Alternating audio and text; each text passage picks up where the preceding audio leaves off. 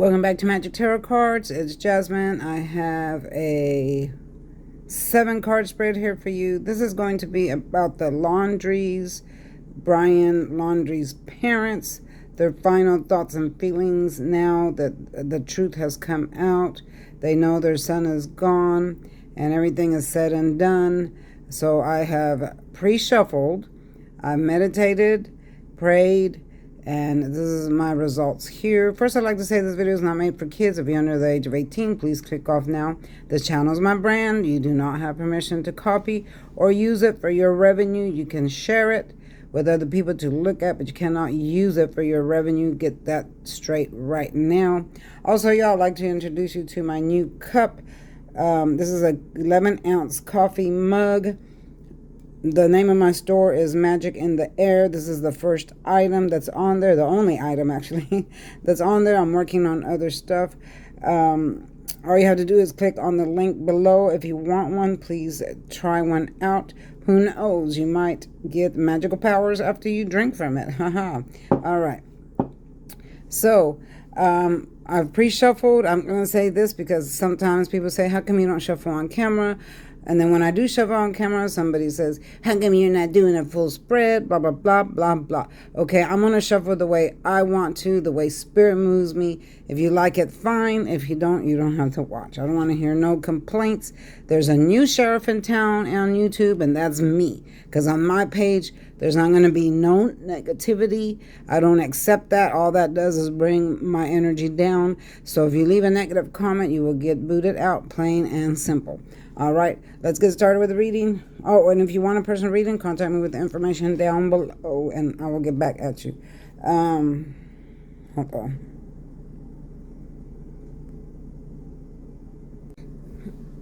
Okay, sorry, someone was texting me and usually pauses my phone because I do use my phone for these videos, but let's get started. I think my camera's at a weird angle, but I'm not going to mess with it right now.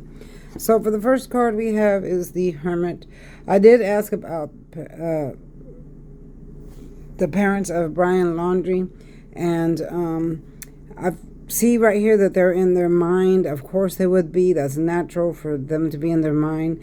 They're off thinking. They're off thinking because now that they've found the body and everything's come to a conclusion, they need to sort out in their minds what happened. Okay, they know what happened, but they got to figure out for themselves. In their mind, they still have to process everything. They got to think about, how did this get here? They're going to feel a huge amount of regret, remorse, self-blame, things like that, which is natural when these type of tragedies happen. You know, the parents usually blame themselves and stuff like that. Again, I'm going to say that no, they were never involved. I know that in the social media that it's gone around and around that they were involved, they planned stuff like that. But in every video that I have made and that what I have seen, no, they're not involved. They've never been involved, okay? Yeah, it's just not something that they did or would do, okay? I do know that they gave him much advice when he had come home and first talked about Gabby and stuff. The mother was extremely concerned, and we're going to get to that more later because there is a card here that involves the mother, so I will read that. Now, with the this is the 8 of Swords in the reverse, and the upright, this represents how Brian was fear, much fear, prison, self-imprisonment, in the water. Again, this is the last one I got for him in the last reading I did about them. He was in this position here. See where the water is? This was shallow water, y'all. It covered a lot, but it wasn't that deep. Okay, it was shallow water. Okay, but it was there in the very beginning. So when he did, commit suicide or whatever you want to call it, that he did to himself, he was in that water. His body lay there, and then the water came, so the water covered him. Okay, so and that's where his body remained until, the water disappeared, and then they found his bones. But now keep in mind that the water, when you're underwater, your body's going to deteriorate rapidly, okay? And then there's fish and animals that eat you, so It doesn't mean that he was there that long. People say, oh, he was there for a long time because all they found was bones. No, not really, because he was underwater and then all the animals and insects and stuff like that around him. So that's why the tissue was gone from the bones that quick, because, of all those circumstances about him that made the flesh disappear really quick. But now this card's in the reverse, so that means it's done. There's no more to look for. There's no more prison. There's no more thoughts of prison. When you get the Nine of Swords, this means that also the fears that the parents had are over. Like, they were fearing that he was going to go to prison. They were fearing, because this is a prison card with all the swords here. They were feeling all these things and were in their mind about all these thoughts. So they're not going to be in that energy anymore, because he's gone. So there's no more thoughts of prison or that type of fear. So that type of fear has gone. But now they have a different type of fear. Okay, now they have a fear of where he might be now in the afterlife, which is not a very good place. And this plagues them. This plagues their minds, especially the father. The father and him were very, very close, and this plagues him tremendously. The relationship that Brian had with his mom was close as well, but she was always the one that would speak up about stuff if something wasn't right. And the father really didn't speak up as much as the mother, so he was closer to his father than he was to the mother. So the father is feeling this more than the mother is, okay? I mean, they're both feeling a huge amount of loss, and pain and stuff like that, but the father is feeling it even more, okay? And the father does have thoughts of where his son's soul might be, and it scares him, and he freaks out about it. It scares him, it plagues him, it hurts him. He feels much despair about it. He prays for his son constantly. All right. So now here we have the Page of Swords. This is the third party spying. So they are watching the internet, and they are extremely angry. They're angry about it. They talk about it. So is their attorney. You see this person here is got a red face, and they're holding this sword like they're ready to strike. Okay, and then there's birds in the background, which always represent messages coming in. Okay, so what's the message? It's all the talk about Brian Laundrie, waiting for the anthropologist to give results, stuff like that. So they're closely watching the news, even these readings and stuff like that. And they're very, very angry that people are saying whatever they want to say, making up lies and stuff like that. Again and again and again, I'm going to say they were not involved. People keep saying they were involved. They planted something. No, that never happened. That never happened. Brian wanted to do away with himself because he felt an enormous amount of guilt for what he had done. In all my videos, I have said this. He's not a murderer. He's not a rapist. He's not a killer or a mass murderer, stalker or whatever. No. Brian let his anger take control. He got to the point to where he had temporary insanity. And that does happen. He got to the boiling point to where his mind snapped at that moment. His mind snapped and he acted on it, which was a terrible way to act, and then committed what he did, okay? But I can see how a person can get that way, because things have happened to me in my lifetime. And I'm going to say this because things have happened to me in my lifetime where I almost did the same thing. I didn't, but I almost got to that point because of anger. Okay, and there was one time one of my best friends of a lifetime, I've known her for 25 years, had did something to me, which almost caused my marriage to separate or, cause problems in my marriage. And I never in my life would think that she would do this to me, because she was my best friend. And then I found out there was lies, and she wrote letters, just things like that. Well, I got to the point of anger that was anger of no return, that all I could think about was hurting her, and I would think about ways of how I would get rid of her and da. So I can understand how a person can get to that point. I'm not defending him by all means. No, don't think that. But I do understand how someone can get to that point when you're obsessed with this anger and you let it lead you. And that's what happened to him. He snapped at that moment. I could have snapped too, because I remember feeling an extreme amount of anger where I couldn't even sleep at night. And I used to cry for what this person had did to me. And I would even plan how I would just I would imagine how I would just go over there and shoot her. Or I even went in so much as far as looking at guns. Never bought one, but I would, that's called thinking about, or like premeditation. I never went through with it or nothing like that, but I would think these things because of anger. So I do see how someone can get to this boiling point. And I also feel like Gabby was the type of person that she was a little bit spoiled. If she didn't get her way, she would cry, nag, hit me. All right, so that's why they would have these fights. And he wasn't great himself. He was very abusive towards her. He would say things that would provoke her, vice versa. It was always vice versa, back and forth, back and forth. It wasn't one or just the other. It was both. They were both in this horrible energy where they would say things to each other. Sorry. Pick on each other, hit each other, back and forth, back and forth. They had terrible energy. Their energy didn't match. There wasn't one that was more dominant than the other. Usually in relationships, there's one that's more dominant than the other, but there wasn't in this relationship. They both wanted to be dominant, so they had this horrible energy.